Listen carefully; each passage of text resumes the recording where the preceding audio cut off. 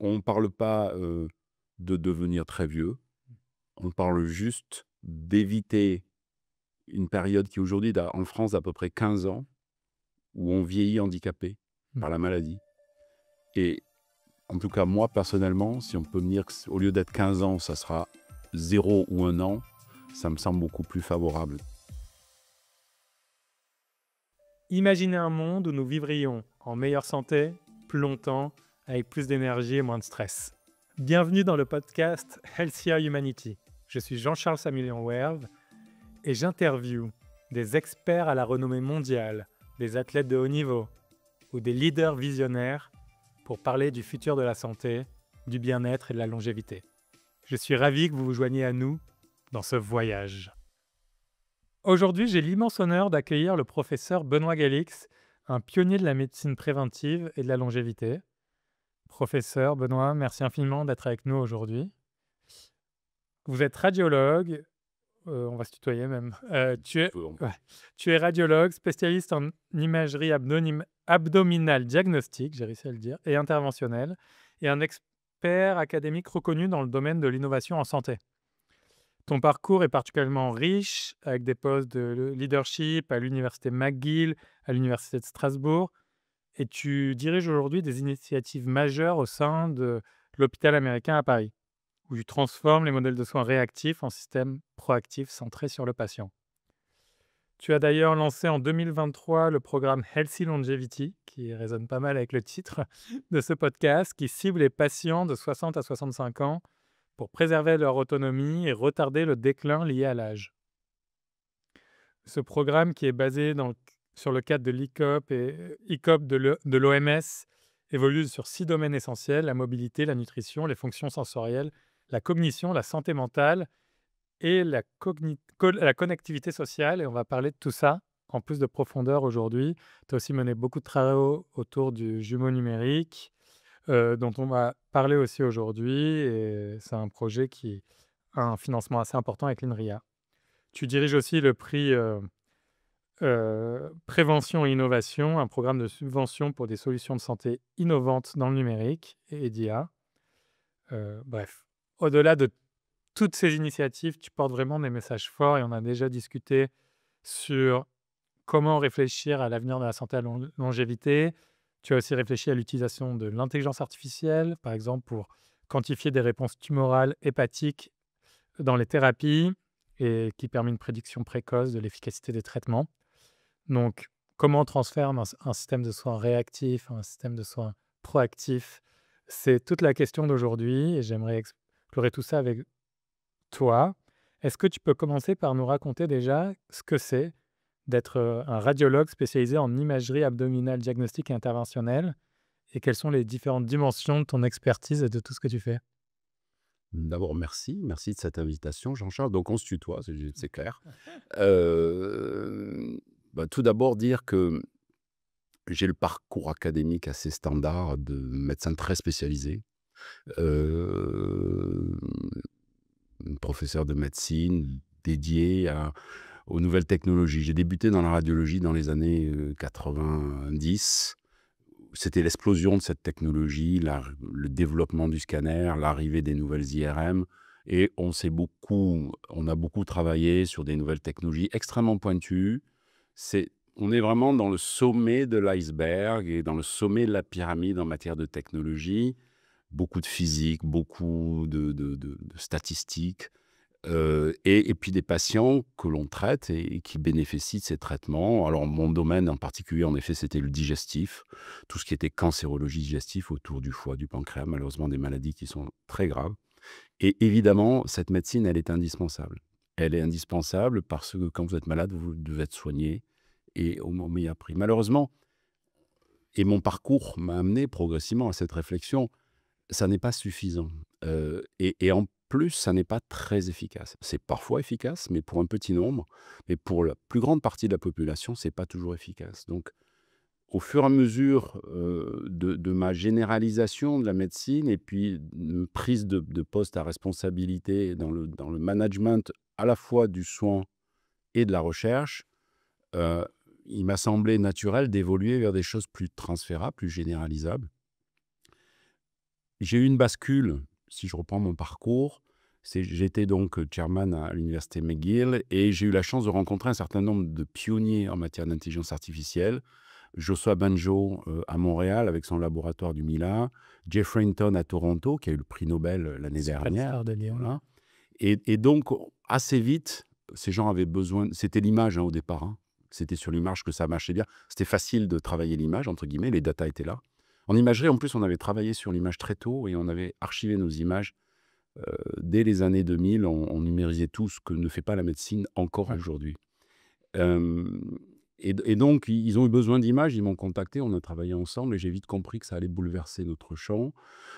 Et surtout, ça allait bouleverser notre champ d'action en passant de quelque chose où chacun est dans son silo à quelque chose qui pouvait être plus transversal parce que chacun dans son silo, on est très pointu. Moi, j'étais très pointu dans les petits cancers du foie, comment les détecter, comment les traiter. Donc, juste pour résumer, quand je faisais ça, c'était avoir les meilleures technologies pour faire du dépistage très, très précoce de ces cancers et ensuite utiliser les techniques les moins invasives pour les détruire. C'est la partie diagnostique et interventionnelle. Donc, on avait développé ça. Ça marchait bien, mais on traitait 10% des patients, malheureusement, parce que les autres n'étaient pas traitables.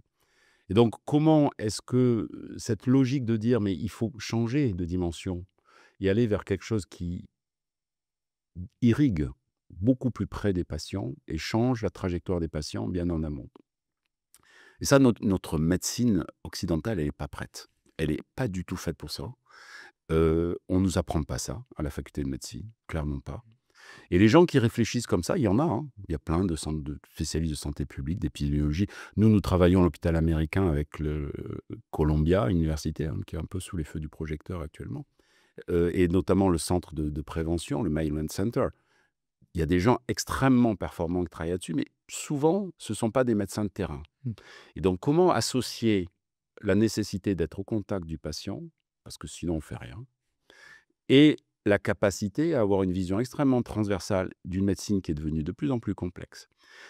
Et très vite, il m'a semblé que les outils digitaux, alors on peut l'appeler IA, on peut les appeler comme on veut, étaient une partie de la solution. Pas la totalité, mais une partie de la solution. Et c'est pour ça que d'abord, dans mon domaine, dans mon couloir de nage, j'ai travaillé sur détecter plus tôt les cancers avec ces outils. Ensuite, caractériser plus vite pour savoir est-ce que c'était un cancer, pas un cancer, par exemple, grâce à des outils digitaux. Alors, à l'époque, on appelait ça traitement du signal en 2012, puis on appelle ça IA. Mais grosso modo, c'est pas la même approche, mais les résultats sont meilleurs avec l'apprentissage machine, mais ça marche aussi. Ça marchait aussi à l'époque. Et comment ensuite, comment caractériser les tumeurs que l'on va pouvoir traiter et celles où, de toute façon, malheureusement, c'est perdu, quoi qu'il arrive, et c'était la majorité de nos patients. Donc, comment sélectionner les 10-20% de nos patients qui vont bénéficier réellement d'un traitement? Bien souvent, en médecine, on traite tout le monde sans savoir si ça va marcher et on regarde après. Donc, c'est ce qu'on appelle essayer de faire la prédiction et le pronostic des maladies avant même de commencer des traitements, ce qui n'est pas le plus simple. Et dans cette logique-là, donc j'ai continué, j'ai fait ça pendant 7-8 ans à l'Université McGill. Et puis, ensuite, j'ai pris en charge un centre de recherche à Strasbourg. Et là encore, extrêmement technologique. Là, c'était plus sur les outils biotech et medtech. Comment ils pouvaient aider. Et là encore, on se retrouve avec un problème d'épidémiologie. C'est à qui on applique ça? C'est-à-dire, c'est fantastique d'avoir un robot chirurgical qui opère, mais s'il y a 1 pour 1000 des patients qui en bénéficient, quel intérêt en termes sociétal? Donc, c'est ce qui m'a rapproché de l'hôpital américain et de son centre de prévention, donc où on a une expérience ancienne, 30 ans d'expérience en matière de dépistage et de diagnostic précoce. Et comment appliquer tout ce que j'avais essayé de faire dans d'autres domaines, dans une vision 360 du patient, dans des domaines qui ne sont pas des zones de compétences propres au départ. Donc j'ai beaucoup travaillé, j'ai beaucoup lu. Je me suis rapproché aussi des meilleurs spécialistes parce que le monde est fait de gens très compétents. Donc, on travaille en collaboration avec l'équipe de Toulouse, Bruno Velas, qui travaille sur le vieillissement et on a des programmes en commun. On travaille avec l'équipe de Columbia, avec l'équipe de Cornell. Donc, toutes ces collaborations ont aussi nourri ma réflexion. Et aujourd'hui, on est en train de construire quelque chose où on essaie d'associer une vision 360 du patient et essayer d'anticiper le mieux qu'on peut les risques à 5 ans, à 10 ans, à 15 ans. Super intéressant. Quand tu parles d'une vision 360 d'un patient, qu'est-ce que tu mets dedans? Quelles sont les choses que tu vas regarder et quelle est l'approche? Alors 360, c'est d'abord, pour nous médecins, c'est décloisonner les spécialités. Mmh. Les spécialités se sont construites autour d'une logique d'organes ou de fonctions, hein, digestif, pulmonaire, cardiaque, neuro, le cerveau, le foie, etc. En fait, tout est extrêmement lié et on se rend compte que, par exemple, si vous prenez les risques cardiovasculaires, de maladies cardiovasculaires, ils s'overlappent, hein, ils s'entrecroisent beaucoup avec les risques de cancer. Ouais. Donc en fait, avoir une vision extrêmement en silo n'est pas très rentable. Aujourd'hui d'ailleurs, et vous le voyez parce que vous êtes en veille scientifique autour de ce qui se passe dans le domaine de la santé, on voit fleurir des applications spécialisées, hein, où on essaie d'intégrer un parcours de vie, des facteurs de risque, des tests, souvent biologiques ou autres, mais uniquement dans une logique, le Mmh. cancer, le cardiovasculaire, le déclin cognitif. En fait, tout ça est extrêmement lié, il faut avoir une vision et c'est là que c'est compliqué parce qu'on n'est pas formé, parce que les spécialistes sont dans le couloir de nage et les généralistes ont du mal à suivre. Le volume d'informations est gigantesque, hein, voilà. Mmh. Donc ça comprend en général des tests biologiques. Aujourd'hui, on se pose la question de tests génétiques. Nous ne les pratiquons pas encore parce qu'il y a une problématique éthique et comment on les utilise. On sait qu'on peut les utiliser. Des tests épigénétiques, c'est ce qu'on appelle aujourd'hui des horloges biologiques, on en entend parler. Ça comprend des tests, on va appeler ça biométrique, tout Mmh. complètement mesurer, peser, mesurer un diamètre abdominal, regarder la graisse, la masse musculaire. Ça comprend des tests sensoriels. Est-ce qu'on voit bien? Est-ce qu'on entend bien? Des tests cognitifs, des tests musculaires, et très important, des interrogatoires, Mmh. sous forme de questions pour comprendre quel est le parcours de vie. J'ai 55 ans, jusqu'à présent, quel a été mon parcours de vie? Quels sont mes antécédents familiaux? Heu, de quoi est mort mon père à 55 ans? Parce que ça change clairement, la trajectoire de chacun. Rien n'est inéluctable, mais le savoir, ça peut aider. À condition, et peut-être qu'on en reparlera, que l'on puisse avoir une action dessus et c'est le plus gros challenge. C'est pas tellement de faire du diagnostic, mais c'est comment changer les trajectoires de nos patients. Très intéressant. Hem, s Tu parlais d'avoir beaucoup lu pour monter en compétences. Dans ce domaine que je connaissais Dans ce très cas peu, ouais. exactement. Comment, il y a une production de savoir qui est immense, j'ai l'impression. Comment on choisit ce qu'on lit? Comment on choisit comment on monte en compétences là-dessus? Alors bon, c'est du travail comme Ah. toujours. En fait, c'est vrai que c'est une expertise et là, c'est Mmh. mon parcours académique qui m'a aidé, hein, qui m'aide aujourd'hui. C'est-à-dire, ça nous permet d'aller au plus vite. Bon, on connaît Mmh. bien sûr la qualité des revues, Oui. il y a pas de doute malgré tout, même s'il y a toujours des discussions, quand vous avez un papier qui est dans le New England, en général, il a été quand même bien revu, bien relu et ce qui est dit n'est pas vrai, mais en tout cas, méthodologiquement, ça peut tenir la route. Donc il y a quand même des revues dont on connaît le sérieux et ensuite, il y a des équipes dont on connaît aussi le sérieux, hein. Il y a des équipes qui sont très dans une logique de publication pour la publication, Mmh. hein, on en connaît beaucoup et puis il y a des équipes qui, quand elles publient, ils publient pas souvent. Vous savez, il y a heu, je prends toujours l'exemple, il y a des prix Nobel j'avais vu il y a quelques années un prix Nobel qui avait publié que 30 papiers. Voilà, donc Ouais. mais c'était des papiers un peu magister physique. Heu, voilà, donc des fois la La quantité quantité et ne la fait pas la qualité, qualité. c'est pas toujours la même chose. Donc évidemment, alors il y a un dernier axe, que j'ai essayé de développer, mais pour l'instant, avec un succès mitigé et sur lequel je veux continuer à travailler, c'est utiliser l'IA pour, traquer, l'information dans cette littérature. Mais comme c'est une littérature très, large bande, c'est plus compliqué que Mmh. quand on travaille sur, les cristaux en chimie. Voilà, donc ça, c'est un axe aussi qui est intéressant, c'est essayer d'utiliser la lecture automatisée de ces revues, de ces papiers, pour en faire des synthèses à un moment donné. Et faire émerger, Voilà. Puis un deuxième élément, c'est que beaucoup de ces études sont des études épidémiologiques et donc l'épidémiologie dépend d'un territoire et d'une population. Donc il faut voir aussi ce qui est transposable et mmh, un des problèmes de la médecine moderne, c'est qu'elle est pas toujours transposable. C'est-à-dire vous avez un papier qui est fait, aux États-Unis ou en Allemagne, en France, qui sort des résultats, magnifiques, mais seront-ils transposables si on les amène en Amérique du Sud? C'est pas certain.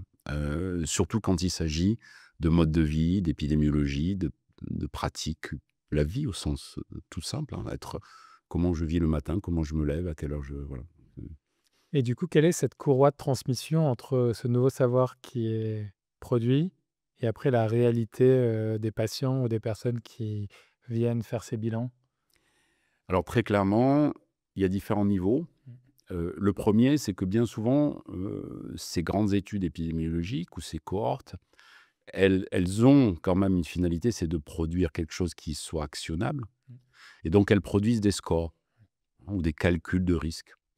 Hem, peut-être que si on fait juste on recule un tout petit peu, quand on parle de prévention, il faut vraiment distinguer la prévention secondaire et la prévention primaire. Alors petite définition, prévention secondaire, c'est ce que le public entend par prévention, c'est: «Je vais voir un médecin ou je fais un test pour détecter un cancer du sein». Donc on va chercher une maladie qui est déjà là, mais qui est infraclinique, très petite et qui n'a pas de symptômes. Ça, c'est la prévention secondaire. C'est ce qu'on entend par prévention. Je fais un test pour trouver du sang dans les dans les selles, pour essayer de détecter un cancer qui n'apparaît pas autrement. Si je prends l'exemple de l'hôpital américain et de notre centre de dépistage, globalement, jusqu'à il y a 5-6 ans, c'était l'essentiel de notre activité. Est-ce que je suis capable de trouver des signes qui font qu'on peut dépister une maladie avant qu'elle apparaisse? On continue évidemment à faire ça, ça reste majeur. Le deuxième niveau de prévention en aval, c'est la prévention primaire. C'est je ne suis plus là pour rechercher une maladie, mais pour des facteurs de risque.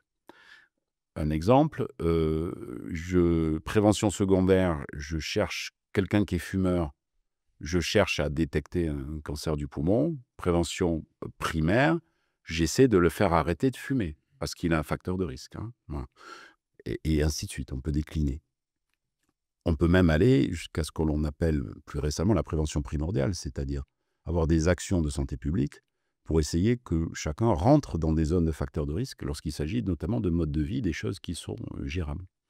Donc pour revenir maintenant, comment actionner ça puisque c'était ta question, hein, heu, et bien un des points en prévention primaire, c'est que l'on peut assez facilement calculer sur la base des données littérature, des scores de risque et on peut, grâce à l'intelligence artificielle d'ailleurs, cumuler des cohortes qui n'ont pas été publiées par les mêmes équipes au même moment, avec 20 ans d'écart et essayer de trouver des facteurs de risque un peu plus larges, avant même d'avoir nos propres données, hein. Mmh. Mais pour avoir des propres données, il faut être fort en termes de représentativité. C'est clair que quand on a juste un centre unique avec une population qui est biaisée pour plein de raisons, on va avoir du mal à avoir des propres données qui soient transférables. Par contre, on peut avoir des propres données qui sont intéressantes pour cette Pour ce population, centre et pour pour ce cette centre. population, Ouais. exactement. Ouais, parce qu'on imagine que ça se reproduit. Et tu disais que dans le passé, la prévention était principalement secondaire et elle passe de plus en plus vers du primaire. Qu'est-ce que ça veut dire concrètement dans la manière dont ces tests, ces check-ups sont faits et quel est le mix en gros? Alors, si vous voulez, aujourd'hui, on va dire qu'on est à 50-50. Mmh. On est à 50-50, hein. On fait 55 ans de dépistage screening, hein, si on a une femme, on va lui faire, si elle n'a pas eu ces tests de mammographie, ces différents tests, voilà. Donc, si c'est par exemple une maladie cardiovasculaire, on va faire des tests cardiovasculaires pour évaluer qu'il n'y ait pas une sténose coronaire, des choses comme ça. Mais ça va toucher peut-être dans 100 patients que l'on voit, 10-15%, 20% qui vont avoir des maladies infracliniques, parfois pas très graves, mais qu'il va falloir traiter. Pour une grande majorité, on ne va pas trouver de maladie, mais on va trouver des facteurs de risque. C'est-à-dire qu'on sait que si la trajectoire reste identique, dans 10 ans, dans 15 ans, la probabilité d'avoir une maladie, elle est multipliée par 5, par 10 par rapport à quelqu'un d'autre. C'est intéressant parce que c'est actionnable, mais c'est le plus compliqué en fait. Parce que c'est actionner quelque chose qui est un mode de vie. Face à une probabilité. En plus. C'est une probabilité. Ouais. Hein, c'est une probabilité, donc forcément, ça peut ne pas arriver. Mmh. Mais quand même. Alors, tu sais, nos concitoyens ne sont pas idiots. Hein. Quand vous leur dites, vous montrez une courbe, vous leur dites, voilà où vous êtes sur cette courbe. Voilà, me voilà moi, qui suis ni marathonien, etc., mais qui fait un peu de sport, qui fait un peu attention, etc. Et vous voilà vous, en termes de risque, l'impact, il est majeur. Et donc, forcément, dans la préparation de cette interview, on en avait un peu discuté, c'est l'alliance thérapeutique entre le patient et le médecin, et dans la manière dont on peut communiquer et enseigner. Alors enseigner, c'est même un bien grand mot, parce qu'aujourd'hui, à l'heure des réseaux, et les informations circulent. Elles ne sont pas toujours bien utilisées ou bien comprises. Mais c'est à notre rôle, à nous, médecins, et en particulier aux médecins en première ligne, aux médecins généralistes, d'expliquer ça. Et de dire, voilà, le risque, là, il est multiplié par 10.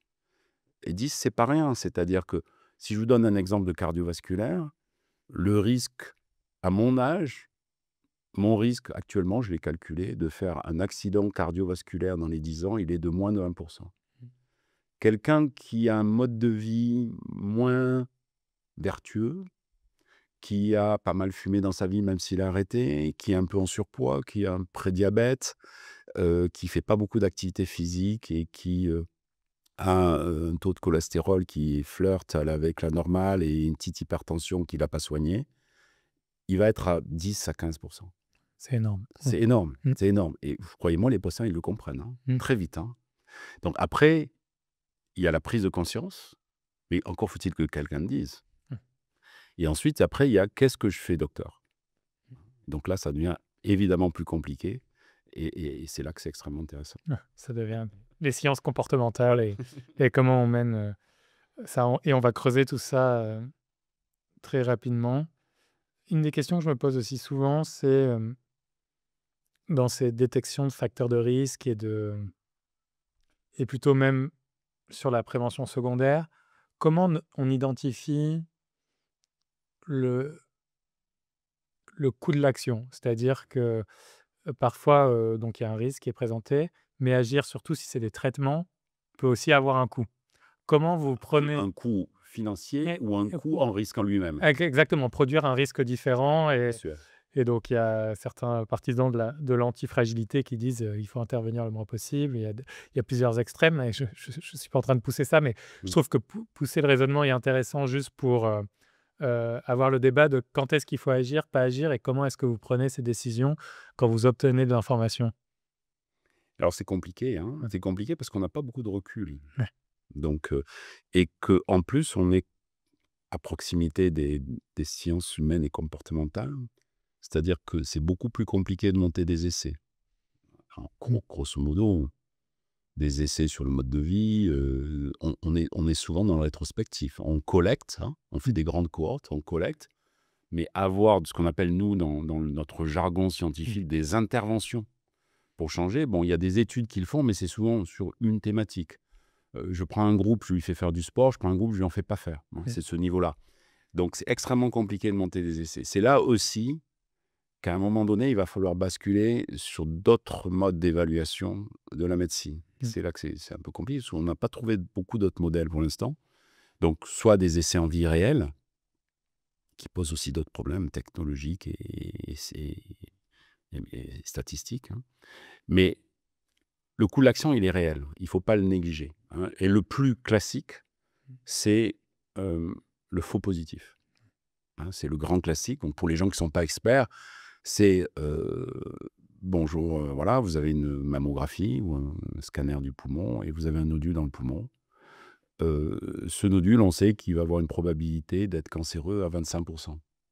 Donc, c'est déjà beaucoup, mais 75%, ce n'est pas le cas. Donc, que va nous coûter d'aller à la preuve? Et c'est souvent très difficile de prouver la négativité, plus difficile de prouver la négativité que de prouver la positivité. C'est-à-dire qu'on va progressivement prouver la positivité chez 10, 15, 20%, et on va garder sur le côté un certain nombre de patients qu'on va surveiller, sur lesquels on va générer de l'angoisse, on va générer du coût de santé, des cascades, hein. Donc, et c'est là que c'est extrêmement intéressant, parce que alors, on rentre dans des sujets un peu pointus, hein. Donc, c'est la balance entre dépistage et overdiagnosis, surdiagnostic, nécessite une ligne de crête extrêmement difficile. C'est pour ça que le dépistage est souvent décrié parmi les médecins qui disent « mais ça ne sert à rien faire des dépistages et des gens qui vont bien, parce que dans la plupart du temps, tout ce qu'on va trouver, ça va être bénin ou pas grave ». Donc, il y a une logique, il doit y avoir une logique scientifique, et qui en fait est une logique qui, jusqu'à aujourd'hui, la plus efficace, c'était une logique d'entonnoir. C'est-à-dire, on va step by step, stepwise, hein. Une approche où on stratifie par groupe de risque. Si vous prenez aujourd'hui le dépistage du cancer du sein, c'est un sujet un peu polémique, hein, on le fait à tout le monde, tous les 2 ans, à partir de 45 ans. Voilà. Est-ce qu'il faut faire ça à tout le monde, à la même rythme? Est-ce qu'il y a des patients qui doivent l'avoir tous les ans et d'autres peut-être? Ouais. Donc forcément, là, moi, je ne peux pas répondre. Je ne suis pas compétent, ce n'est pas mon domaine de compétence. Mais cette question doit se poser, hein. Donc, quelqu'un qui n'a pas de facteur de risque et sur des premiers bilans qui peuvent être extrêmement peu complexes, ben peut-être il faut surtout ne rien faire. Mais c'est toute une difficulté et ça nécessite de l'ajustement très fin, et que je ne crois pas qu'un médecin individuel dans son coin puisse faire. Ouais. C'est impossible. Il faut avoir derrière soi, quand je dis derrière soi, c'est derrière ses ordinateurs, des outils qui permettent de l'évaluer. Et c'est extrêmement intéressant. Et en effet, après, il y a les questions éthiques de bah, ok, on a raté quelque chose parce qu'on ne l'a pas testé. Et qu'est-ce que ça pose? Moi, j'ai travaillé dans le système nord-américain où, avec les juristes, hein, et donc la hantise du médecin nord-américain, c'est de louper quelque chose. Et donc, il est prêt à un coût extrêmement élevé pour son patient et pour la société, pour son assurance privée, hein, tout ce qu'on veut, juste pour ne pas louper quelque chose. Et c'est pas bon. C'est pas bon ni pour la société, ni pour le patient. Ni pour le patient. Ni pour le patient. Et ça, c'est beaucoup plus complexe à faire comprendre à nos patients, hein, que oui, j'ai une technologie, je suis capable de voir si vous avez un cancer du pancréas. Je sais faire ça. D'abord, c'est impossible de faire une population totalité. Et si je le fais une population totalité, je vais trouver 100 tumeurs qui ne sont pas des cancers et qui n'ont aucun besoin d'être connues. Mais expliquer ça à un patient, là par contre, il y en a peu qui comprennent. Hein. Donc il faut être très pédagogue et expliquer, mais non, parce que pour savoir si c'est une tumeur du pancréas, je suis obligé de vous endormir, vous faire une endoscopie avec une écho-endoscopie, une ponction du pancréas, et il y a un risque que vous fassiez une pancréatite ou que vous fassiez un saignement. Là, on commence à se dire, ah, peut-être. Là, on commence à débattre sur si on va le faire ou pas. Voilà. C'est extrêmement intéressant et ça s'applique en fait à toutes les verticales. Et je trouve que c'est un des débats les plus intéressants de la prévention et du dépistage. Tu en parlais récemment, mais tu as vu des systèmes de santé différents. Comment tu les compares et comment ils ont influencé? Quels sont tes apprentissages de chacun sur la vision de la prévention? Alors, donc, il y en a 2 que je connais vraiment bien, enfin 3, qui est le système français, évidemment, le système canadien et le système nord-américain par extension, parce que j'y ai quand même passé pas mal de temps. Euh, je crois que quand il s'agit, et donc quand on prend le système français, on peut y associer d'autres systèmes européens assez proches, comme le système allemand, voilà, qui sont assez proches en termes, hein, voilà. Et puis après, il y en a que je connais un peu moins bien, mais que j'ai un peu approché, qui sont les systèmes scandinaves, qui ont pas, et Pays-Bas, qui ont des similitudes, mais que je connais moins bien. Globalement, quand il s'agit de la médecine de pointe, on est tous très bons. Globalement, on est tous très bons. Si le patient arrive au bon endroit, au bon moment, il est assez bien soigné dans ces systèmes. Comparé à il y a 20 ans, on a énormément progressé, ou il y a 30 ans, il y a 40 ans, on a énormément progressé. Donc, j'aurais tendance à dire que ce sont des systèmes performants si le patient arrive au bon moment, au bon endroit. C'est un gros si. Un gros si. Par contre, quand il s'agit de l'accès aux soins et du triage, justement pour arriver au bon moment, au bon endroit, là, il y a des disparités incroyables. Le système canadien est un système qui est assez économique, hein, 9,5% du PIB, ou 10% maintenant, je crois, suivant les provinces, comparé au système français ou allemand, et très économique comparé au système américain qui a 18% du PIB, un peu plus, et en plus, en valeur absolue, c'est encore plus, hein, évidemment. Globalement, l'accès aux soins était excellent en France. Il s'est malheureusement dégradé ces 10 dernières années, clairement. Pour des raisons diverses et variées, d'économie de santé, de démographie médicale, beaucoup de démographie médicale. Mais on reste dans un système d'accès aux soins qui est assez performant, qui est mal organisé, mais l'accès est quand même pas si mal. Alors, je dis ça, les gens qui sont dans des déserts médicaux vont me dire c'est n'importe quoi, mais globalement, ça marche encore pas mal. Quand vous êtes au Canada, l'accès aux soins est très compliqué. Tout le monde est dans un désert médical. Tout le monde est dans, voilà, très compliqué. C'est-à-dire que, voilà, une prothèse de hanche, c'est 1 an minimum pour avoir une chirurgie. Mais c'est une logique de priorisation. La prothèse de hanche, vous n'en mourrez pas d'une arthrose de la hanche. Hein. Si vous avez un infarctus, vous êtes parfaitement soigné, globalement. Donc l'accès aux soins dans le système canadien est très dur. Dans le système américain, il est d'une hétérogénéité, puissance 10 par rapport à la France. Vous avez des endroits où vous avez un accès aux soins fantastique, globalement sur les 2 côtes, hein, pour faire simple. Après, sinon, c'est plus complexe. Hein.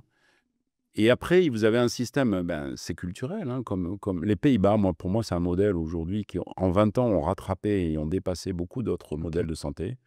Les pays scandinaves, où il y a une logique qui est beaucoup plus épidémiologique dans la prise en charge.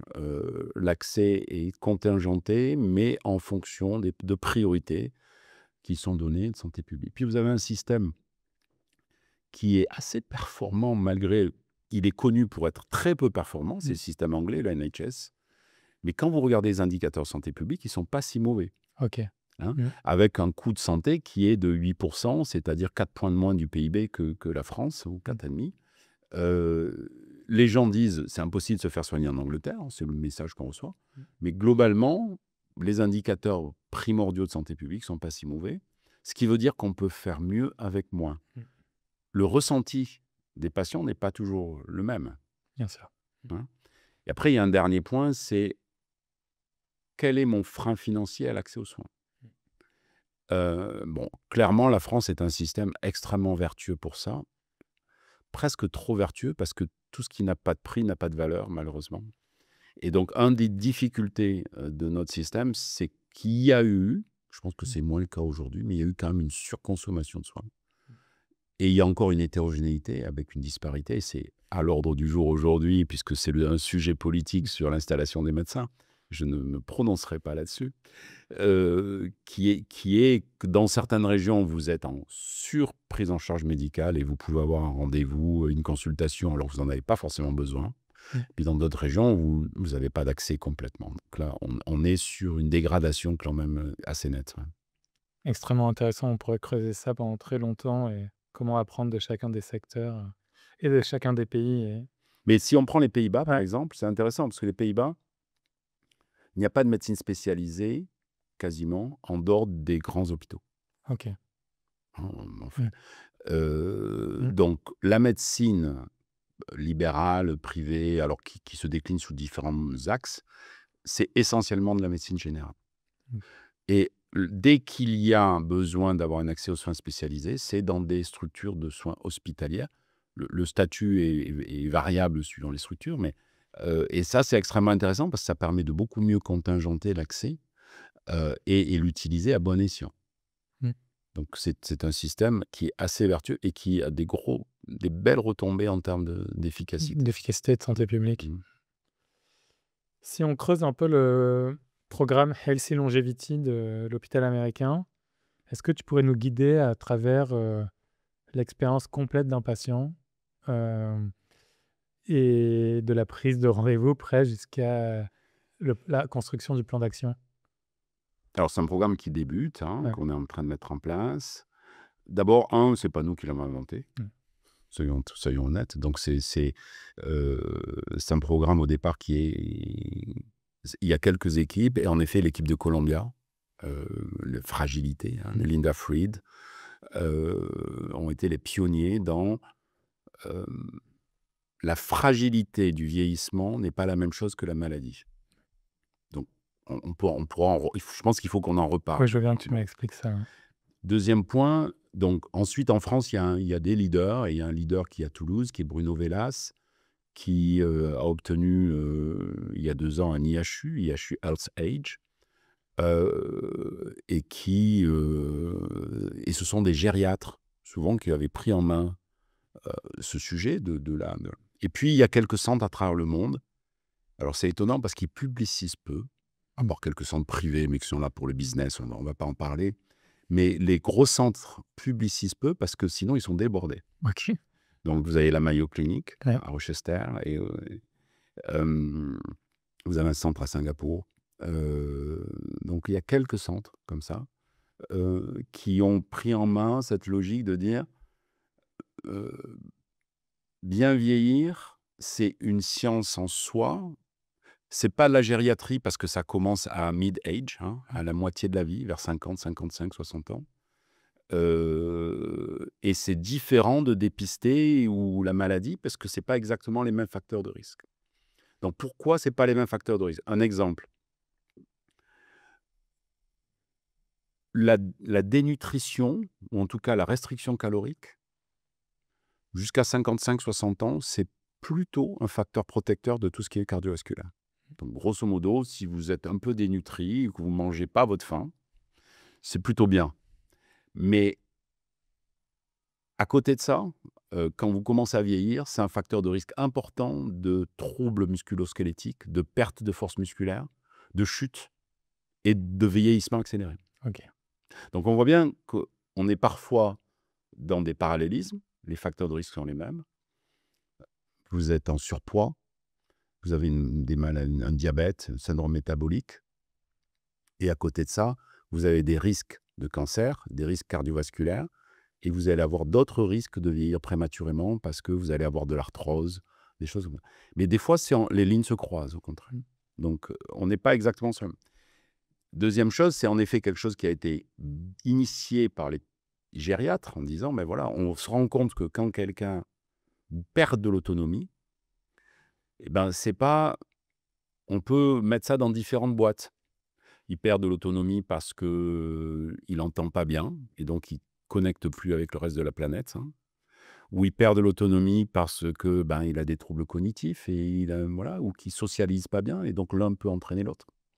Ou il perd de l'autonomie parce que justement, il se sent fragile et il n'arrive plus à se lever quand il est par terre, et donc il a peur, hein, et cetera. Ou il perd de l'autonomie parce que, il est dénutri, et cetera. Donc voilà. Donc à partir de là, l'OMS, sous l'impulsion d'un certain nombre d'équipes, dont, l'équipe de New York, et d'autres, hein, a créé, il y a une dizaine d'années, un score qui s'appelle ICOP, qui teste ses capacités intrinsèques. Ok. Alors ça, c'est vraiment le basic de chez basic. Parce que c'est quelque chose qu'on peut faire, je dirais, avec une appli et 3 tests. Voilà, donc on va tester l'audition, mais de manière extrêmement frustre, hein. On va tester la vision, mais comme on peut le faire, est-ce que vous voyez ce qui est écrit sur un livre? On va tester quelques petits troubles, les troubles de la mémoire basique, de manière très simple. On va interroger le malade. Est-ce que vous perdez la mémoire? Est-ce que vous avez des choses que vous oubliez, etc. Donc on est sur le basic, mais déjà c'est pas mal. Ouais. Déjà c'est pas mal. Si on faisait ça à tout le monde, on pourrait détecter. Et puis surtout qu'il y a des manières de lutter. Vous avez une perte d'audition, ben, on vous appareille. C'est pas compliqué. Vous avez une perte de vision, mais il faut revoir vos lunettes que vous n'avez pas fait faire depuis 10 ans. C'est de ce niveau-là, hein, Ah. évidemment, hein. Donc je pense que Parfois, je pense que ça vous touche un pas peu. matché à l'âne exactement. Ouais, ça vous touche un peu dans votre métier. Ouais. Vous avez une dénutrition Mm. parce que, regardez, vous n'arrivez pas à vous asseoir et vous lever 5 fois de suite sans les mains. Ben, vous avez une perte fausse musculaire. Ben, il y a des choses à faire en termes d'activité physique, etc.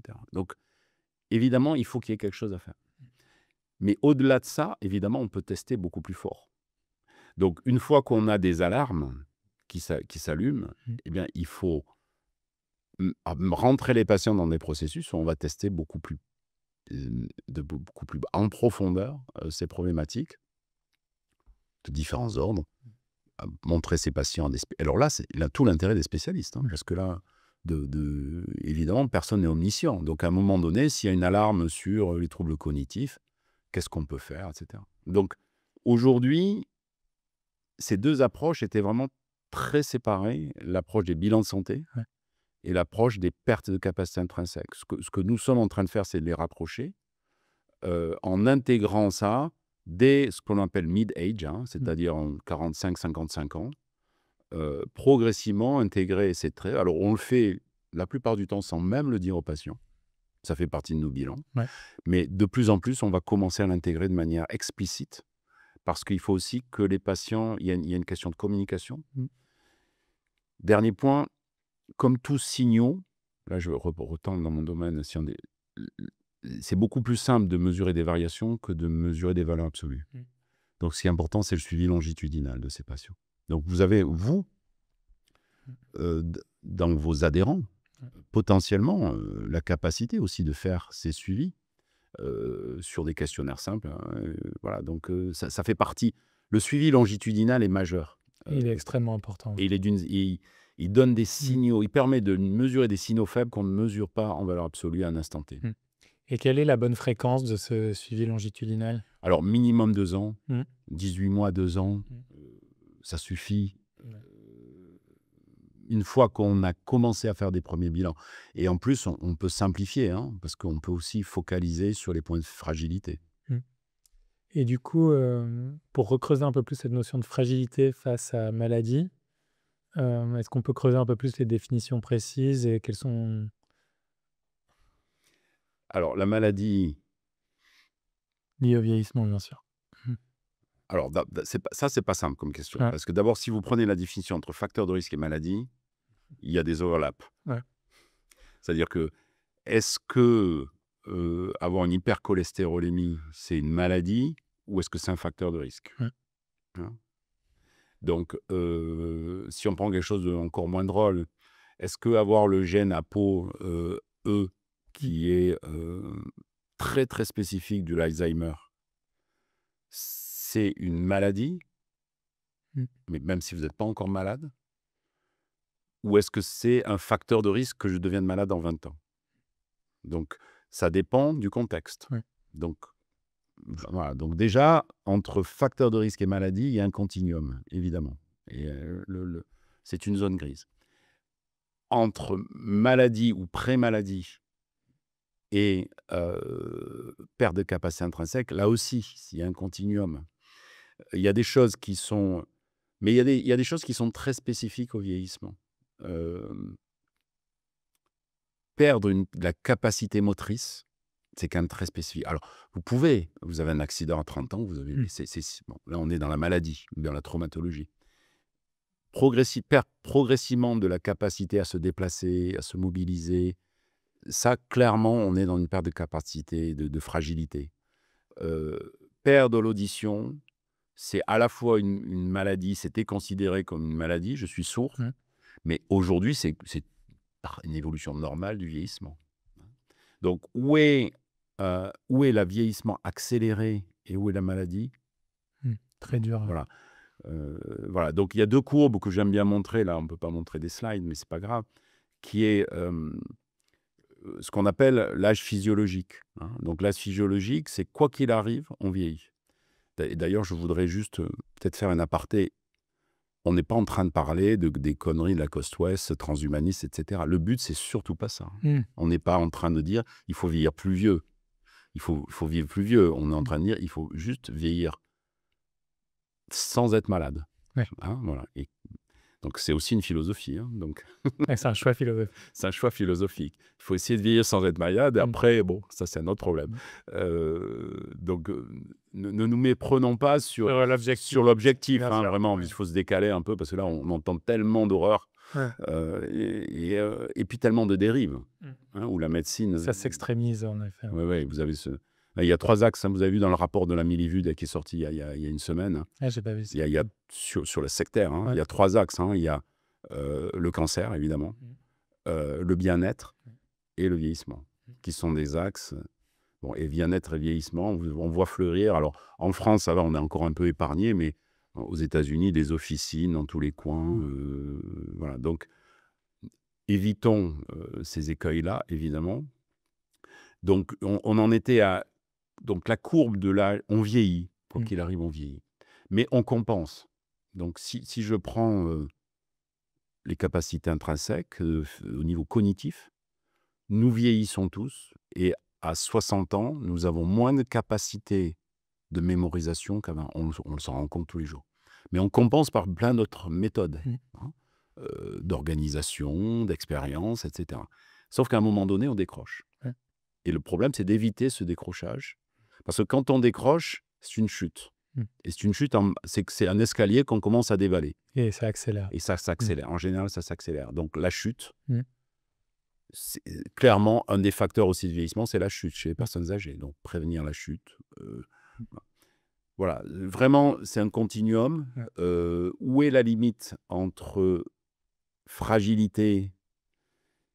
Et puis après, il y a le dernier point, il y a des fragilités qui sont congénitales, hein, donc qui sont liées à notre génome, ou des gens qui ont moins de chance, ou plus de chance que d'autres, à la loterie de leur gène et de leur histoire. Hein. Donc tout le monde n'est pas formaté pour vivre pareil de la même manière. Hein. Oui, pour vivre pareil, clairement. Et c'est d'ailleurs intéressant quand on étudie la vie... Les personnes qui ont dépassé les 100 ans, ils n'avaient pas tous d'ailleurs des comportements recommandés. Donc, il y a une grosse partie de génétique aussi. Bien sûr, évidemment. Et tu parlais tout à l'heure des questions éthiques des tests génétiques pour ces problématiques de longévité. Il y a d'autres endroits, d'autres géographies où on se pose moins cette question-là. Comment on l'approche et pourquoi tu penses... Enfin, qu'est-ce qu'on pourrait en faire aujourd'hui si c'était possible? À quel point ça t'aiderait dans tes analyses et dans ton suivi de tes patients? Alors, c'est un sujet extrêmement intéressant et sensible. Il y a une expérience en cours qui est étonnante. Justement, j'en discutais à New York avec nos collègues de Columbia. En pédiatrie, ils offrent un génome complet à tous les nouveau-nés qui naissent dans les hôpitaux du New York Presbyterian Hospital. Tout le monde. Donc, tout le monde ne le fait pas, mais il y a possibilité de le faire. Avec un cadre éthique assez strict, qui est de dire, ben voilà, aujourd'hui, il y a 200, je crois que c'est 250 gènes qui sont reconnus comme pouvant être... Donc, c'est très peu. C'est peut-être 2% de la population. Mais par contre, sur ces 250 gènes, on sait qu'on a des impacts majeurs si on les diagnostique. Mais pourquoi on vous propose ce génome complet? Bon, c'est évidemment faire de la recherche, évidemment, mais pas que. C'est-à-dire qu'au fur et à mesure des avancées de la science, on va, quand on trouvera le 251e gène dans 2 ans, dans 3 ans, si vous êtes dans nos listings, on vous appellera. On peut vous notifier. On vous notifiera. Hein. Donc, cette approche-là, je vois mal comment on va pouvoir en faire l'économie. Le problème, c'est qu'il va falloir trouver la bonne manière de l'amener. Et puis, il y a une manière... c'est-à-dire qu'il ne faut pas dire qu'on rase gratis. Aujourd'hui, si on me fait un génome, la probabilité qu'on trouve quelque chose d'intéressant, à l'heure actuelle, elle est faible. hein, utile pour ma santé. Mais d'ici 5 à 10 ans, c'est sûr. Et le plus on le fait, le plus on augmente la probabilité Exactement. de trouver des choses Voilà. intéressantes parce qu'on a des corps plus larges. et Exactement. plus Et donc aujourd'hui, on est d'ailleurs dans cette Mhm. chose assez anachronique où on fait non pas des génomes complets, qui peuvent coûter pas très cher, en tout cas au niveau des exomes, hein, mais des piecemeal, où on fait des tests sur tel gène, tel gène, tel gène, qui à la fin finissent par coûter 10 fois plus cher. beaucoup plus cher que le Beaucoup plus cher, complet, hein. voilà. Donc là, il y a un sujet, il y a un vrai sujet. Moi, là, je suis en totale réflexion, donc avec des généticiens, hein, parce que c'est le métier aussi, hein, on ne va pas faire ça tout seul, hein. Donc, je suis en complète réflexion sur... Voilà. Donc, aujourd'hui, il y a 3 secteurs où ça marche chez les adultes, en dehors des gènes en pédiatrie qui sont autre chose, qui sont le risque cardiovasculaire. Donc, mais c'est du polygénisme avec toutes ces difficultés. C'est-à-dire polygénie, c'est que ça concerne plusieurs C'est-à-dire gènes. qu'on prend plein de gènes et on fait des modèles mathématiques, sur... enfin des modèles d'apprentissage aujourd'hui, ce qui complique un peu. Tant que c'était des modèles mathématiques, c'était encore mieux. Des modèles d'apprentissage, et on dit, voilà, vous avez un risque accru de risque cardiovasculaire. Bon. Si en plus c'est cumulé avec une histoire familiale, des modes de vie, évidemment, c'est l'ensemble du panel qui marche. Voilà. Donc, c'est beaucoup du polygénique. Donc ça, c'est compliqué à utiliser, et aujourd'hui, on a quand même des doutes sur la reproductibilité. Donc, ça nécessite d'être solidifié. Le cancer, donc ça touche un petit nombre de cancers, mais ça touche quand même autour de 10% des cancers qui peuvent avoir des facteurs de risque génétiques. Donc, on voit que déjà aujourd'hui, ça touche un 3e sujet. Donc ça, c'est pas moi qui l'ai inventé, hein, c'est des consensus d'une conférence de génétique nord-américaine sur l'utilisation des gènes. Il faut que ça soit actionnable aussi, il faut qu'on puisse en faire quelque chose, hein. Si c'est juste pour vous dire, vous serez Alzheimer à 70 ans, and what's up. Et le 3e qui est un peu plus pointu, c'est la pharmacocinétique, enfin la tolérance et la susceptibilité aux médicaments. Et au traitement. Et au traitement. Donc certaines personnes, vous leur donnez une dose A, elle sera beaucoup toxique, alors que pour d'autres, voilà. Donc ça, c'est un 3e domaine où c'est actionnable, évidemment. Donc ça, c'est aujourd'hui 3 domaines, et demain, il y en aura 10. Donc oui, la question se pose, il faut la traiter de manière extrêmement sérieuse et anticiper tous les effets potentiellement pervers qui sont risques. Par contre, aujourd'hui, ceux qui vous disent je peux faire un test génétique comme ça et je vais, sans trop réfléchir, dans tous les domaines, raser gratis, là, on va faire énormément de faux positifs. Bien sûr. Et on va créer de la maladie, de la fausse maladie. Oui, encore une fois, c'est plutôt une mesure du risque et c'est des mesures probabilistiques. Sur votre bilan de santé, qui a fait quand même beaucoup la renommée aussi de l'hôpital américain, pas que ça, mais il est connu pour ça, un peu, encore une fois, à quoi il ressemble. On a discuté de la partie COP. Qu'est-ce qu'on teste dans un bilan de santé aussi? À quoi ça ressemble l'accueil du patient, le questionnaire? Alors, le questionnaire, voilà, donc le très pratico-pratique, hein, voilà, donc ça dure, alors quand tout va bien, 2h30, 3 heures, quand il y a beaucoup de monde, et puis voilà, 4-5 heures, et puis suivant aussi ce qu'on met dedans, parce qu'on peut, on peut avoir des géométries un peu variables. Donc à ce propos, nous étions dans des locaux un peu contraints, hein, donc on déménage dans des locaux 3 fois plus grands et beaucoup plus adaptés, donc ça va nous permettre aussi d'être encore plus performants en termes d'efficience, parce que les gens qui viennent là, ils veulent que ça aille vite, hein. Il y a tout, hein, comme population qui vient. Parce que globalement, jusqu'à une période, il y a quelques années, c'était quand même assez limité à une population corporate qui venait là par l'intermédiaire de ces entreprises, qui prenaient en charge ça comme un bonus, comme un benefit, comme disent les Américains. De plus en plus, compte tenu aussi parfois des difficultés d'accès aux soins, c'est devenu un accès prioritaire en disant, moi j'ai dû prendre un rendez-vous chez un ophtalmo, chez un truc, c'est une complexité absolue. Je veux tout avoir d'un coup. Je préfère avoir tout d'un coup. Voilà. Donc, pour dire que ça se diffuse. Hein. Il y a un interrogatoire qu'aujourd'hui on est en train, et ça va être prêt dans quelques jours, d'entièrement digitaliser, Ok. qui peut être fait avant, pendant. Avant, c'est un peu fastidieux, donc souvent on le fait faire pendant, hein, et dès 7 septembre, on va le faire pendant sur des tablettes, ou sur l'iPhone, ou sur le téléphone, le smartphone, pendant que le patient est là, parce qu'il a réservé son temps. Il y a toujours des petits temps d'attente, donc autant profiter, voilà. Donc c'est primordial. Un questionnaire très pointu, et qui est des questionnaires à tiroir, hein. Donc évidemment, juste pour vous donner un ordre d'idée, là, le questionnaire qu'on a finalisé, il fait 152 questions. Donc évidemment, tout le monde n'a pas à les faire, parce que si on ouvre tous les tiroirs, ça fait 152 questions. Voilà, mais donc c'est un questionnaire qui est un peu long, et qui est primordial, parce que c'est le premier niveau. Il consiste à comment allait votre famille et comment vous avez vécu jusqu'à présent.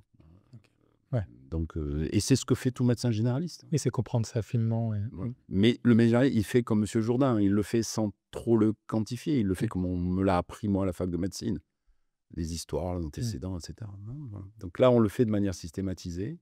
Il y a un bilan biologique qui est extrêmement complet, tout en n'allant pas dans ce que je pense sont des dérives aujourd'hui sur des choses qui ne sont pas prouvées par la science. Donc aujourd'hui, la génétique, on est en réflexion parce qu'on est dans une zone grise, mais on va basculer, c'est sûr. Je ne sais pas quand et je ne sais pas par quelle méthode.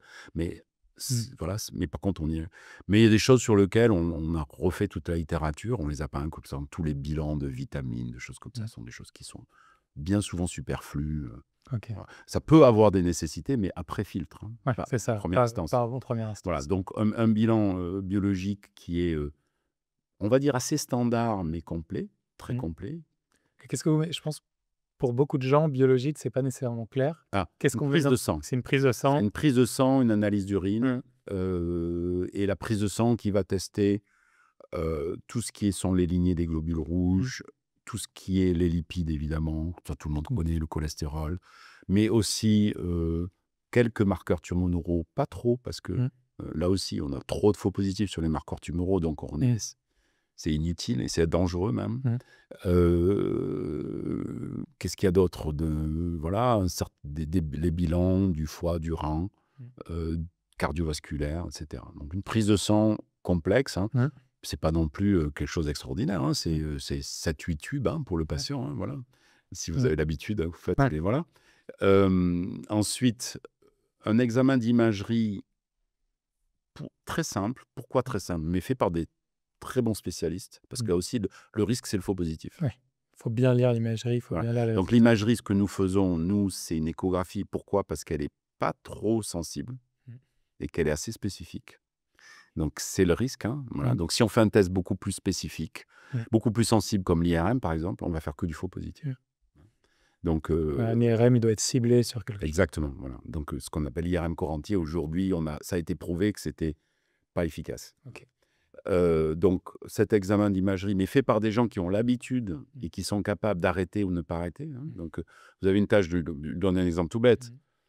Nous sommes 30% à avoir des angiomes dans le foie.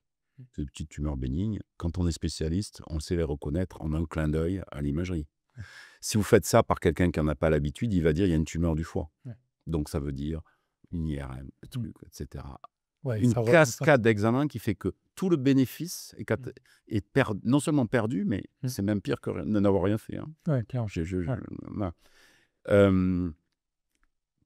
Quand il y a des besoins de bilan cardiovasculaire plus poussés, nous faisons aujourd'hui un score calcique qui consiste à mesurer les calcifications sur les coronaires. Donc ça nécessite un scanner. Mais c'est une mesure quantitative, hein, je dirais. Et là aussi, on a des... Voilà. Dès qu'il y a un moindre risque, on a l'accès immédiatement et on le rajoute dans nos bilans à ce qu'on appelle un coroscanner, c'est-à-dire faire l'imagerie des coronaires chez les patients avec des risques cardiaques élevés. Donc ça, c'est aussi la capacité d'être dans un hôpital et d'avoir accès aux meilleures technologies. Hein, voilà. Un électrocardiogramme, évidemment, de base, et à l'effort. Alors, à l'effort, on s'est discuté dans la littérature, pour être tout à fait clair, mais en fait, ça permet d'expliquer d'autres choses que les problèmes de sténose coronaire. Ça dépiste aussi des troubles du rythme et des hypertensions à l'effort, qui nous permet de poser des indications, de mettre des holtères, des choses comme ça. Donc, ils sont vus par un cardiologue, hein, évidemment. Et puis pour la santé de la femme, un gynécologue qui regarde aussi les points clés. Ouais. Voilà. Donc des tests auditifs, évidemment, des tests visuels, des analyses des grands facteurs de risque visuels, la pression oculaire, des choses comme ça. Voilà à peu près, hein. Donc c'est une succession d'examens, il y a une douzaine d'examens. Voilà, on on peut imaginer aussi les réduire, hein. Ouais. Je veux dire, c'est qu'aujourd'hui, on n'a pas les datas. Mmh. Mais un des objectifs, c'est de pouvoir diffuser plus. Et grâce à en ayant appris sur ces bases de données, il est probable dans tout ce qu'on fait qu'il y a des choses qui sont redondantes. Ouais. Et on apprendra les Voilà. corrélations. Aujourd'hui, on ne sait pas trop. Ouais. On ne sait pas trop parce que chacun a calculé dans ses couloirs de nage, hein, voilà. Donc, mais l'idée, c'est de justement, c'est un des objectifs aussi, c'est de travailler avec les meilleures équipes, notamment de recherche là-dedans, pour dire, mais voilà, peut-être que demain, il faut diffuser un bilan qui va être 10 fois moins cher, hein. Ouais. Et une fois qu'on a ça, ça produit donc beaucoup de données. Il y a quoi? Il y a une équipe médicale qui se met autour de cette donnée? Aujourd'hui, on est encore on est encore dans une logique très consultation médicale. Ouais. Donc ces données, aujourd'hui, elles sont résumées Mmh. et il y a un médecin qui les regarde Ouais. et qui fait l'analyse et qui est spécialisé dans la prise en charge, voilà. Mmh. Donc ce médecin, il a été formé À regarder tout ça. pour gérer la prévention. Mmh. Ce qu'on met en place aujourd'hui, c'est de l'analytique, du pré-analytique, en fait, hein. C'est-à-dire on va donner les données, évidemment, toujours. Ouais. Données brutes au médecin. C'est lui qui fait. C'est lui. Je crois qu'il faut rester aussi. La médecine doit rester. On dit, hein, la médecine, c'est une science et c'est un art. Évidemment, la partie humaniste de la médecine doit rester entière. Sinon, c'est foutu, hein. Parce qu'on ne peut pas gérer deux patients de manière différente. Donc, mais le pré-analytique, c'est sur lequel on est en train de travailler, c'est en train de sortir aujourd'hui, c'est de dire, voilà, je ne vais pas vous montrer la biologie en totalité, je vais vous montrer juste les conséquences que l'on a déjà pré-analysées. Voilà. Après, vous voulez la regarder parce que vous êtes aussi quelqu'un et vous avez 40 ans d'expérience, etc. Mais évidemment, vous devez prendre votre décision. Bien sûr. Et donc, une fois qu'il y a ça, le médecin analyse. Le médecin fait un examen clinique, évidemment, parce que l'examen clinique, on est dans les temps. Oui, c'est parfait. Enfin, j'adore, je peux recreuser pendant des heures. Donc, c'est parfait. Le médecin, lui, fait un examen clinique. L'examen clinique, ça reste très important. Ouais. Hein, le toucher, hein, tout Bien bêtement. sûr. Hein. Le spécialiste, hein, le cardiologue, le gynécologue aussi, évidemment. Et le médecin généraliste qui doit rester un intégrateur. Le rôle du médecin généraliste est majeur. C'est-à-dire, on n'arrivera pas à changer le système de santé sans que les médecins généralistes soient en première ligne à tous les niveaux, auprès du patient, mais auprès du changement. Intéressant. Ouais. Mais c'est pas comme ça que nos systèmes académiques le voient aujourd'hui, hein. Donc, voilà.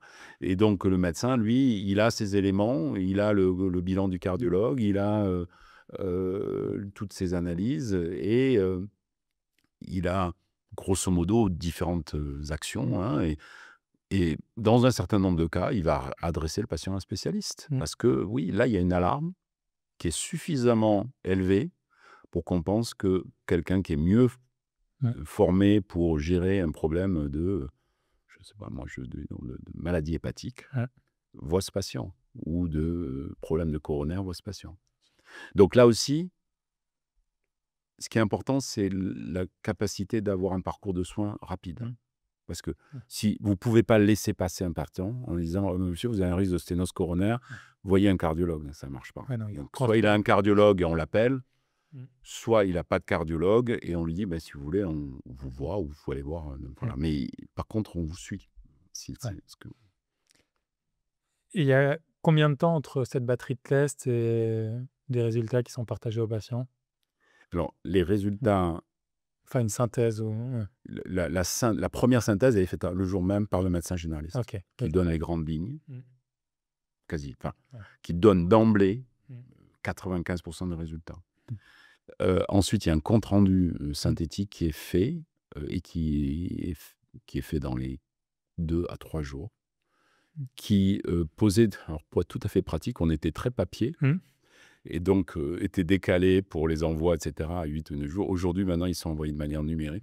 Donc, globalement, les patients, 2-3 jours après, 4 jours, 5 jours au maximum, reçoivent le compte-rendu du médecin généraliste qui fait l'intégration des résultats. Et après, il y a toute l'étape de plan d'action. Donc, il y a voir des Alors spécialistes, mais après, il y a tous les changements comportementaux. alors On voilà, donc travaille là-dessus. cette étape-là, Ouais. aujourd'hui, elle est en construction parce que, Mmh. en effet, on en parlait, c'est des sciences humaines, hein. Ouais. Donc, il y a 3 quand on regarde quand vous écoutez Mmh.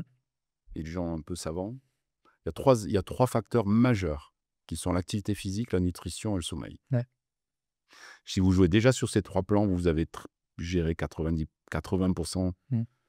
de certains risques, hein. Ouais. Donc ces 3 donc il y en a qui sont plus ou moins durs que d'autres, hein. Donc ce qui veut dire, Et c'est ils sont d'ailleurs corrélés ensemble en plus. et ils sont convalescents ensemble, évidemment.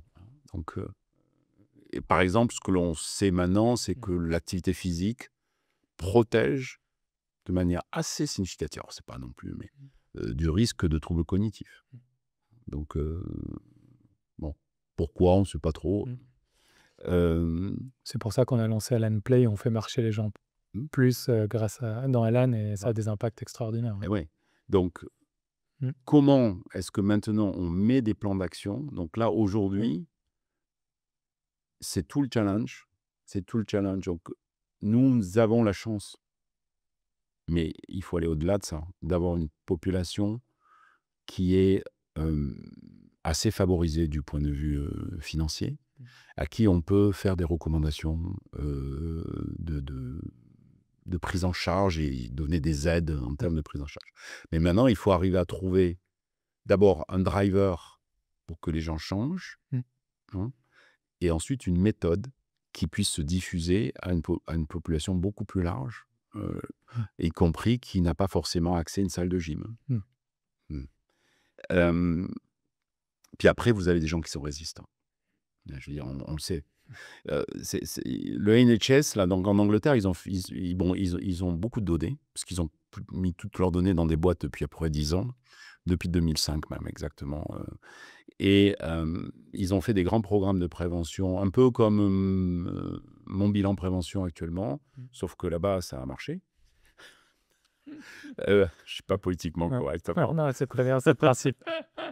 Heu et parce que c'était un peu imposé, hein, Ouais. globalement, et ils ont proposé ça aux Mmh. patients. Donc il y a 50 des patients Mmh. qui ont Tout à fait. adhéré Ouais. et 50 des patients qui n'ont pas voulu entendre parler. Clairement, alors il y a un biais Mmh. évidemment, mais les 50 qui ont adhéré, il y avait 25 de moins de mortalité cardiovasculaire Mmh. dans les 5 ans, dans ceux qui ont adhéré à ceux qui n'ont pas adhéré. Rien que dans les 5 ans. Rien que dans les 5 ans. Mmh. C'est Mmh. énorme, hein, Ouais, ce qui est énorme. ce qui est énorme. Mmh. De morbidité, pas de Mmh. mortalité, morbidité cardiovasculaire.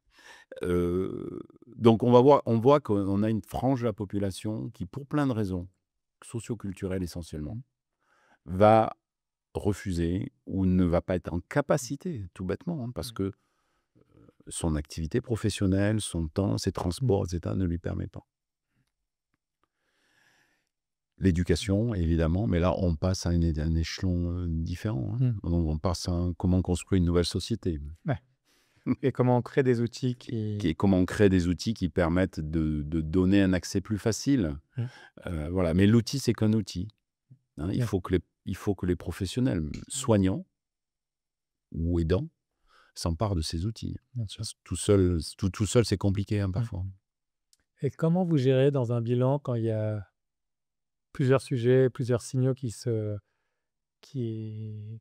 s'allument pour prioriser?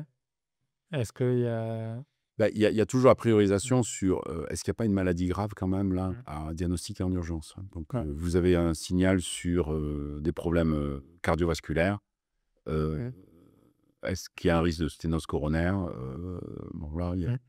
il y a pas photo. Ouais. Voilà, donc, vous avez, une hypertension, forcément le risque, d'accident vasculaire cérébral devient multiplié par 5, par 10, il faut la traiter et cetera. Donc globalement, le gros avantage de la prévention, c'est qu'on n'est Mmh. jamais dans l'urgence, Ouais. sauf cas particulier.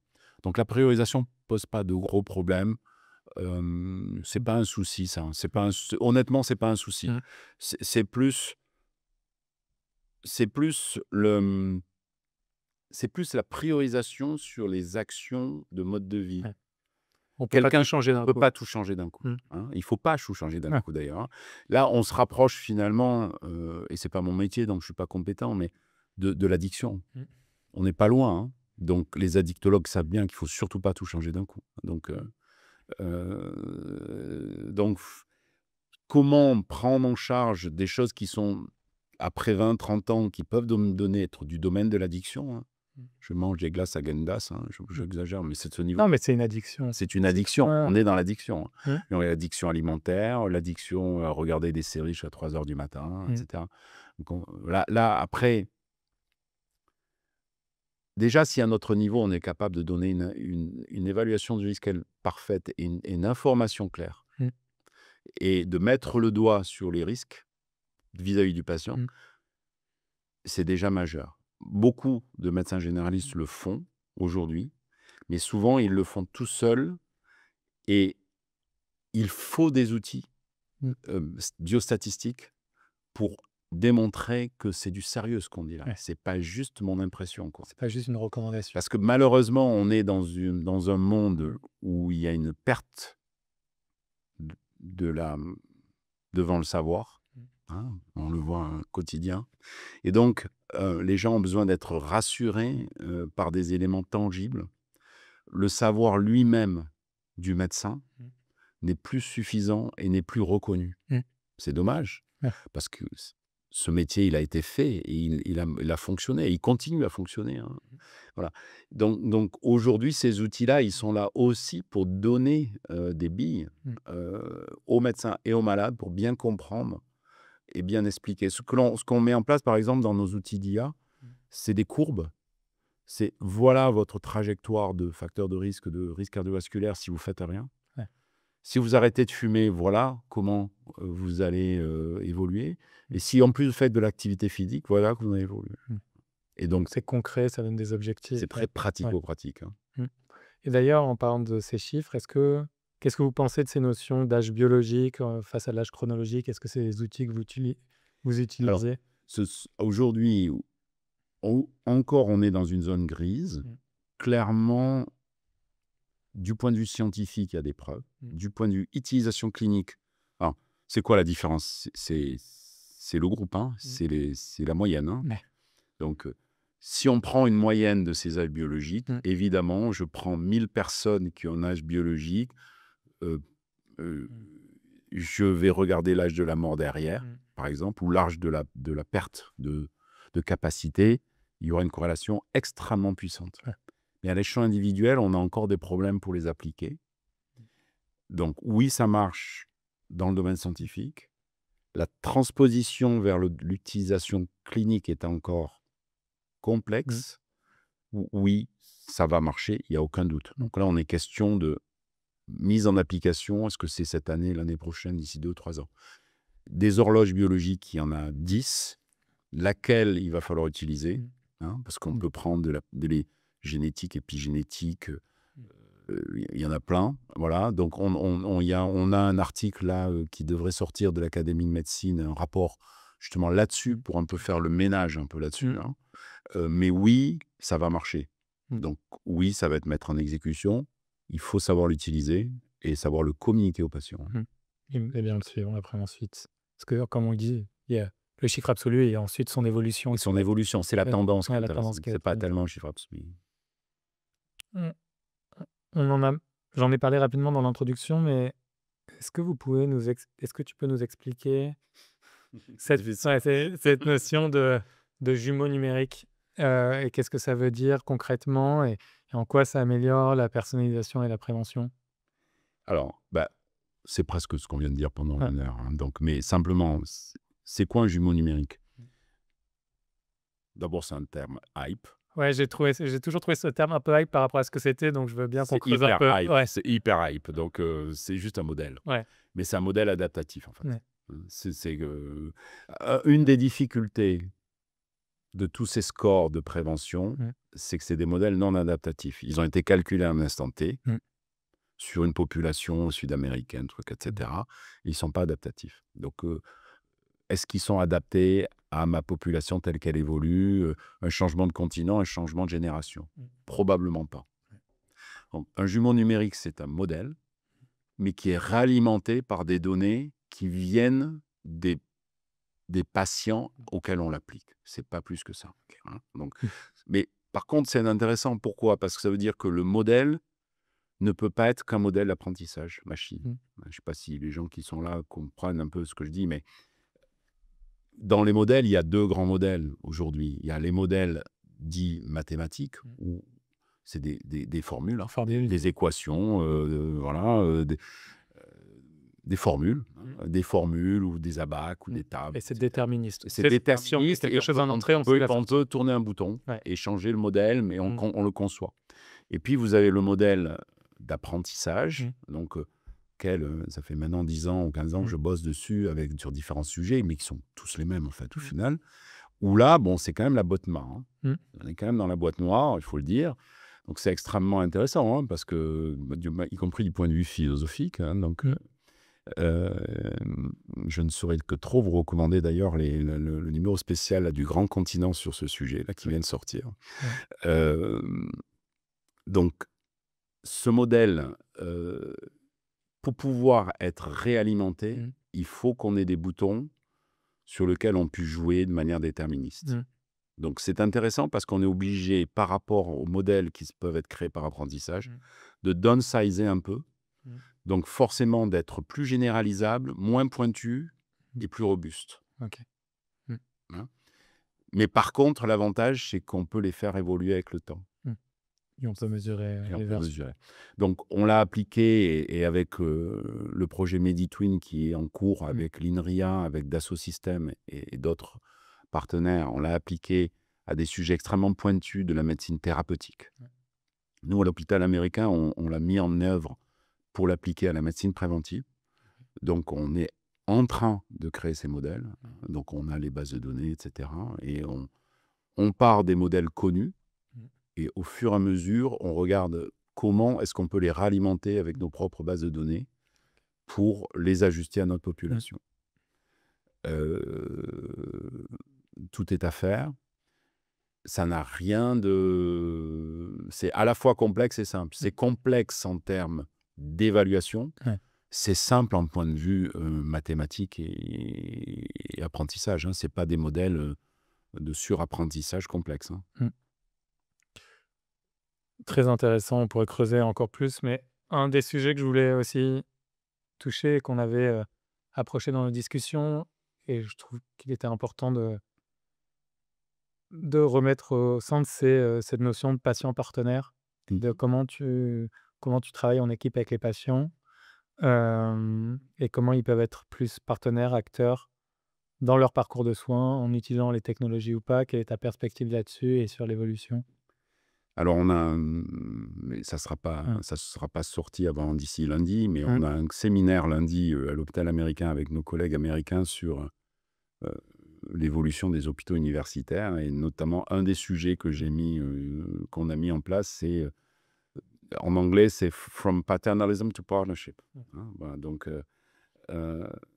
en effet, dans une perte des valeurs et des croyances en la science, et dans une société de l'information décomplexée et non filtrée, la nécessité d'impliquer les patients et les groupes de patients dans la réflexion de leur prise en charge, non seulement elle est souhaitable, mais elle est imparable. C'est-à-dire que ne pas impliquer aujourd'hui les patients dans leur prise en charge, c'est vouer toute action à l'échec. Progressivement. Hein. Bien sûr. Progressivement. Donc, l'alliance thérapeutique, c'est une notion qui est à la fois ancienne et récente,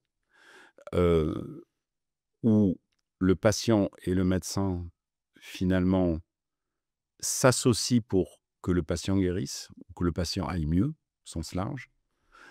C'est une notion qui est classique, qui a déjà une trentaine d'années facilement, mais qui a été quand même très peu appliquée. Très peu appliquée. Et on le voit, et d'ailleurs c'est extrêmement intéressant, parce qu'on le voit quand on fait des essais cliniques, l'effet médecin, ce qu'on appelle nous en termes statistiques, l'effet médecin, l'effet centre ou l'effet médecin est majeur. Et souvent aussi important que les traitements. Donc, et j'en parlais hier avec un collègue, la même question posée dans 2 centres par 2 médecins différents, des fois on a 70% de réponses: «Je veux tel traitement» et dans l'autre, on va avoir 20% de réponses, hein. Donc on voit bien que c'est indispensable. Ça veut dire être capable de mettre en œuvre des actions, coordonnées autour de ça. Les réseaux Mmh. sociaux, ils ont tous leurs défauts, tous leurs biais, mais doivent jouer un rôle probablement, dans cette approche. La formation des médecins, à être capable de travailler avec leurs patients et non plus de leur imposer. Mmh. Évidemment, il y a le problème de la rémunération, hein, parce que forcément, quand vous êtes dans une logique de prendre le temps de créer un lien de confiance et d'expliquer des choses, c'est pas une consultation de 10 minutes, hein, Ouais, clairement. Ouais. Et c'est plus une rémunération à et l'acte. c'est Ouais. plus une rémunération à l'acte. Mmh. Donc on voit bien que là, il y a un point, heu, qui est un point bloquant potentiellement Mmh. pour arriver à cette bascule. Est-ce que les outils digitaux, hein, Mmh. puisque c'est aussi une des questions, peuvent aider à ce lien-là? Ma réponse est oui, ça peut aider, mais c'est pas suffisant. Mmh. C'est pas suffisant. Donc il faut aussi que des nouvelles générations de médecins qui sont habitués à ces outils Mmh. basculent dans cette logique-là et qui eux-mêmes ont les mêmes biais que leurs patients, hein, puisqu'ils sont de la même génération, heu, soient formés à reconnaître ces biais, à les adapter, et cetera. Pour moi, l'éducation, des médecins est majeure, la formation des médecins est majeure. Et il y a un vrai travail qui n'a pas été réfléchi. Mmh. C'est complexe, hein, c'est pas Mmh. facile, hein. C'est extrêmement dur. C'est Ouais. extrêmement complexe, hein. Je dis pas que c'est facile, hein. Mmh. Et on a eu 10 000 réformes Mmh. du système de formation des médecins qui arrivent toutes avec des idées plaquées quand même et souvent malheureusement 15 ans de retard, parce que le monde s'accélère. Le monde va de plus en plus vite, les Voilà, réformes n'accélèrent pas, ouais. et voilà, donc Mmh. les réformes accélèrent, Mmh. mais sont toujours trop tard, donc Ouais. c'est encore pire, je dirais presque, hein. Bon, on a aussi une Mmh. difficulté en France, c'est le côté, centralisé. C'est-à-dire qu'à un moment donné, il faut laisser les initiatives se faire, hein, Mmh. et ça, on ne sait pas faire en France, hein. Vous êtes formé, vous avez un programme, il doit être partout pareil. Sur, rapidement sur, la santé préventive et peut-être, quand est-ce qu'il faut commencer à réfléchir à sa longévité, à ces sujets de prévention? Et après, ça c'est la première partie et après est-ce qu'il y a des recommandations concrètes? On a parlé du trio, sommeil, nutrition, activité physique, mais que vous conseillez quasiment dans tous les cas, en fait, et qui sont les bonnes pratiques à mettre en place, pour tout le monde? Alors, les bonnes pratiques, on les connaît, hein, mais ça sert à rien de les dire, mais les bonnes pratiques, on les connaît en effet. Il faut, essayer d'avoir un sommeil protégé, Mmh. hein, heu, parce que le sommeil est très protecteur de la santé. Donc il faut se débrouiller pour protéger son sommeil. Il faut avoir une activité physique. Heu, on paye, la période de la fin du XXe siècle sur notre population vieillissante, qui était une période de sédentarité, hein. Alors moins dans la société française que dans la société américaine, mais quand Mmh. même. Ensuite, il y a la nutrition, évidemment, il faut globalement être plutôt en déficit calorique qu'en qu'en surplus calorique. Ça, c'est un grand classique, mais c'est beaucoup plus facile à dire Mmh. qu'à faire. Bon, là aussi, on était protégé en France par la qualité, Mmh. pas forcément par la quantité. La quantité, des fois, pas beau mais par la qualité de l'alimentation, liée à la Mmh. culture culinaire et alimentaire française, qui quand même fait partie de notre culture, Mmh. par rapport à d'autres sociétés. Malheureusement, c'est quelque chose qui se perd et c'est quelque chose aussi qui est de plus en plus complexe à maintenir dans un contexte économique difficile, hein, Mmh. parfois. Donc, voilà. Mais ces 3 éléments, c'est les piliers. Mmh. À quel âge? Ce qu'on dit aujourd'hui, c'est midlife. C'est-à-dire à partir de d'abord, il n'est jamais trop tôt. Mmh. Mais il est jamais trop tard. C'est ça qui est important aussi, hein. C'est important de dire: «Il est jamais trop tard». C'est-à-dire que on le voit d'ailleurs dans nos modélisations. Vous avez 60 ans, vous êtes hypertendu, vous avez 15 kilos de trop, et vous avez un peu de cholestérol. En 2 ans avec des choses qui sont assez simples, vous revenez à un risque normal. OK. Mmh. C'est pareil que d'arrêter de fumer. Il n'est jamais trop tard. Vous avez beau avoir un risque qui a augmenté, il va diminuer.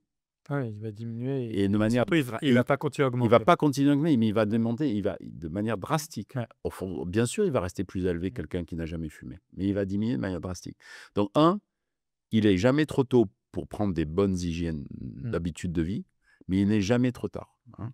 Et donc l'âge de la moitié de la vie, alors on peut s'estimer immortel, hein, et dire voilà, est un bon âge pour commencer à s'y intéresser d'un peu plus près et à commencer à regarder si j'ai pas des facteurs de risque particuliers, et cetera. Alors après, il y a des éléments aujourd'hui maintenant qui sont malheureusement assez inquiétants, notamment sur le cancer, Mmh.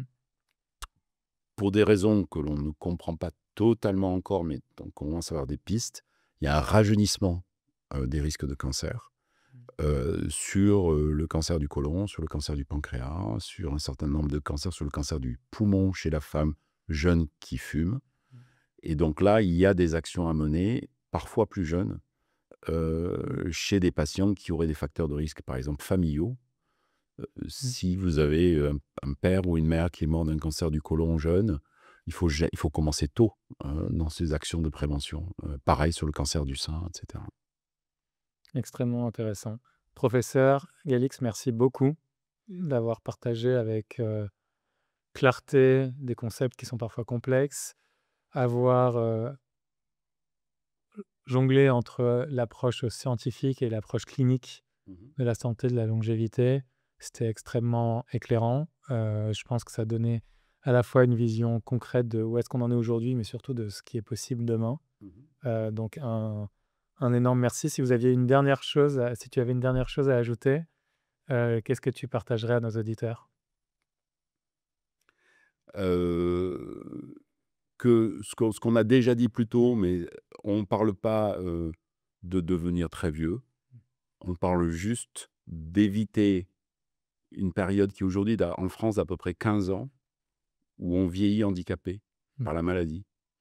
Et en tout cas, moi, personnellement, si on peut me dire qu'au lieu d'être 15 ans, ça sera 0 ou 1 an, ça me semble beaucoup plus favorable. Donc, le but, c'est pas de vieillir plus vieux, c'est de vieillir en bonne santé et avec toutes ses capacités et être actif dans la société et de partager les joies de la vie. Il n'y a pas de meilleure manière de conclure. Merci beaucoup Benoît, merci à tous pour votre écoute. Partagez ce podcast à vos proches qui pourraient en bénéficier. Abonnez-vous à Healthier Humanity pour ne pas manquer les prochains épisodes. On touche beaucoup de sujets. On a touché autour du sommeil, de l'addiction, de la nutrition, de la longévité. On a une liste d'invités incroyable pour parler de ces différents aspects de la santé et du bien-être. Un grand merci. Merci pour ces apprentissages. Merci à vous, merci et merci à Alan donc de cette invitation. Avec grand plaisir, merci.